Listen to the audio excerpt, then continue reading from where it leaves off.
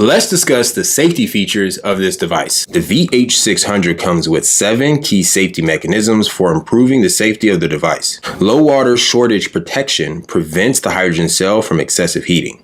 Gas blockage protection prevents buildup of any internal pressure or pressurizing hydrogen gas. Power abnormality protection may prevent swell, surge, or any internal interruptions. Device tilt protection may prevent damage or leaks. System overheat protection prevents system overload or overheating. Fan abnormality protection may also aid in preventing overheating and prevents hydrogen gas buildup within the housing of the system. Large heat vents prevents excessive heat within the system. Now let's go ahead and look at the maintenance requirements for this system. The basic maintenance and upkeep of the VH600 is simple and straightforward. Number 1, cleaning the lid and the outer rim of the distilled water reservoir. Number 2, dusting the vents periodically. Number 3, cleaning the base of the pitcher, especially the connection points. Number 4, draining the distilled water once a month and refilling it with fresh distilled water. Number 5, periodically cleaning and rinsing out your hydrogen water pitcher. Number 6, you will need to change the deionizing resin filter that comes with your system. This is the filter that sits within the distilled water reservoir. It needs to be changed every 6 months, and you can also purchase extra filters with your system. There's so much more where this comes from. If this video interests you, make sure you check out our full review of this product. At H2HUBB, we review all kinds of hydrogen therapy products,